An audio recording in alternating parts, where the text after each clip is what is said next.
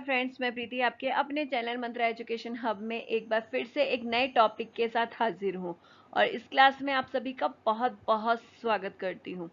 आज का जो हमारी क्लास का टॉपिक है वो है रिइंफोर्समेंट। इसको हिंदी में पुनर्बलन के नाम से भी जाना जाता है और ये जो है टॉपिक साइकोलॉजी का तो हिस्सा है ही सही, लेकिन ये हमारी टीचिंग के लिए बहुत इम्पोर्टेंट है। मुझे नहीं लगता बिना इन्फोर्समेंट के टीचिंग पूरी की जा सकती है, यानी बहुत महत्वपूर्ण हिस्सा है ये टीचिंग का। तो चलिए, इसलिए बिना वक्त ज़ाया किए आज की क्लास शुरू करते हैं। लेकिन हाँ, आज की क्लास शुरू करने से पहले इस वीडियो को लाइक और शेयर, चैनल को सब्सक्राइब और बेल आइकन को दबाना मत भूलिएगा। तो चलिए आज की क्लास शुरू करते हैं। रिइंफोर्समेंट को सबसे पहले समझ लेते हैं। रिइंफोर्समेंट जो टर्म है सबसे पहले बीएफ स्किनर ने यूज की थी और उन्होंने इसको यूज किया था ऑपरेंट कंडीशनिंग के दौरान।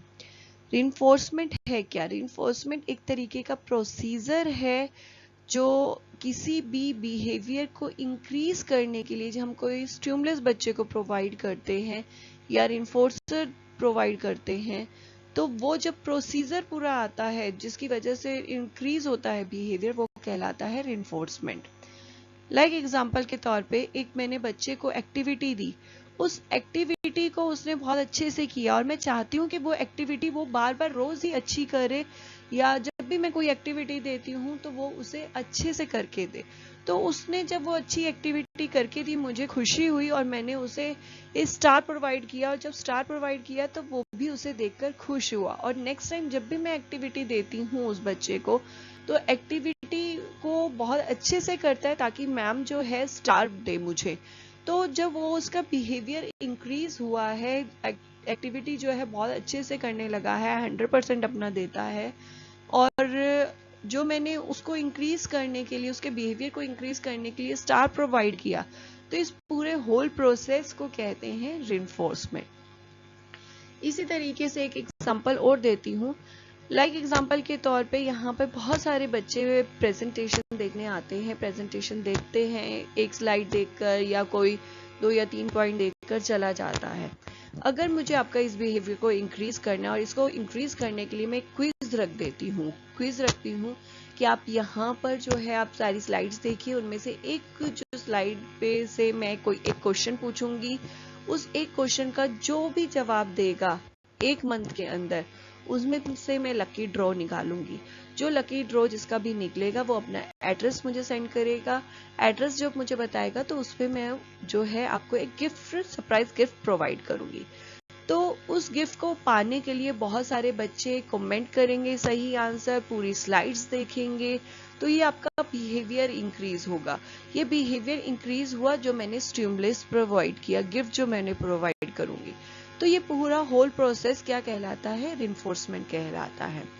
रिइंफोर्समेंट जो है एक एबीए प्रोग्राम है, उसमें एबीए प्रोग्राम जो अप्रोच है जिसको कहते हैं अप्लाइड बिहेवियर एनालिसिस, ये बिहेवियर को मॉडिफिकेशन करने की एक टेक्निक है, अप्रोच है। तो इसके अंदर बहुत सारी टेक्निक्स आती हैं जिसके अंदर बिहेवियर मॉडिफिकेशन या बिहेवियर को इंक्रीज करने के लिए काम किया जाता है। उनमें से एक टेक्निक जो है रिइंफोर्समेंट भी इसके अंदर आती है।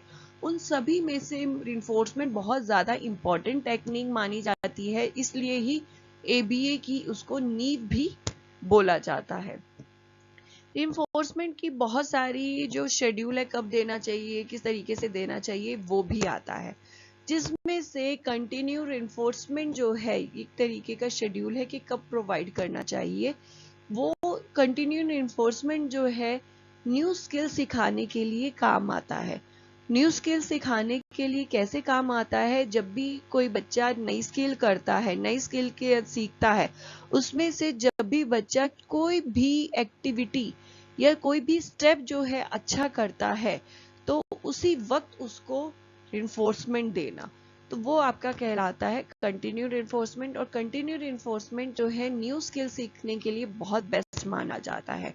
ऐसे ही जब बच्चा एक नई स्किल सीख लेता है तो उसको मेंटेन करने के लिए, उस बिहेवियर को मेंटेन करने के लिए, लंबे टाइम तक मेंटेन करने के लिए इंटरमिटेंट रिइंफोर्समेंट यूज होता है। इसके अंदर जो है लगातार जब भी कोई बच्चा एक्टिविटी एक छोटे से छोटा स्टेप भी अच्छा करता है तब नहीं दिया जाता है रिइंफोर्समेंट, उसे कंटिन्यू रिइंफोर्समेंट कहते हैं। इसे जो है गैप में दिया जाता है।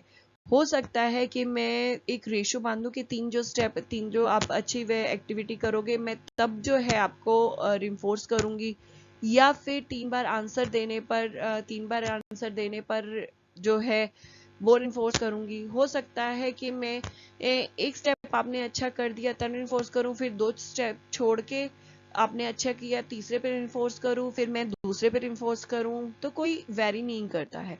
तो इस तरीके के जब रिइंफोर्समेंट दिया जाता है कंटिन्यू में ना देकर कभी इंटरवल में आप दे रहे हो, रेशो में दे रहे हो, तो ऐसे जो रिइंफोर्समेंट है बिहेवियर को इंक्रीज करने के काम आता है, क्योंकि बच्चे को पता नहीं होता है कि मैं कभी भी मुझे मिल सकता है बिहेव रिइंफोर्समेंट मुझे कभी भी मिल सकता है, तो इसलिए वो हमेशा बेस्ट करने की कोशिश करता है। तो ये जो है इंटरमीडिएट रिइंफोर्समेंट वो आपके बिहेवियर को इंक्रीज करने और मेंटेन करने के काम आता है।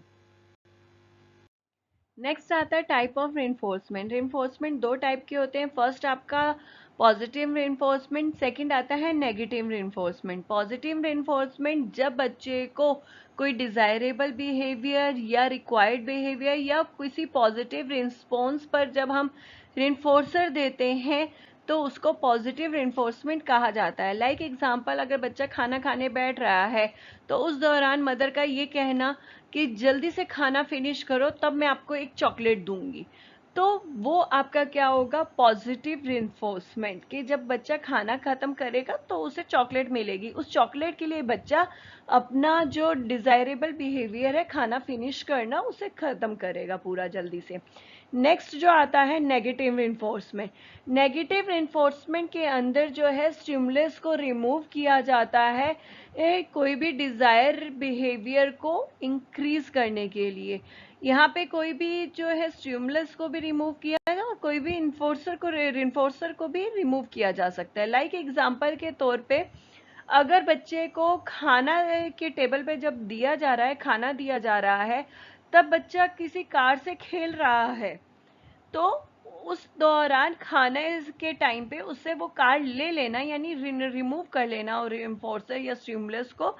तो उसके बाद क्या होगा कि वो बच्चा क्या करेगा, जब उससे कार्ड ले ली गई है तो वो खाना अपना कंप्लीट करेगा। मदर का साथ में ये कहना कि आप खाना खत्म करो, इसकी अभी ज़रूरत नहीं है आपको।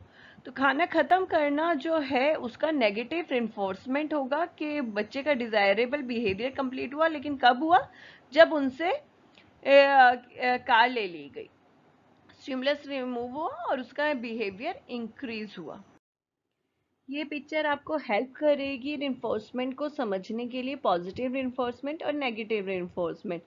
आप इस चीज को ध्यान से देखिए कि पॉजिटिव रिइंफोर्समेंट और नेगेटिव रिइंफोर्समेंट दोनों में ही बिहेवियर इंक्रीज हो रहा है, लेकिन जो पॉजिटिव रिइंफोर्समेंट है उसमें जो स्टिमुलस है हमेशा ऐड होगा, और जो नेगेटिव रिइंफोर्समेंट है उसमें हमेशा जो स्टिमुलस है रिमूव्ड होगा।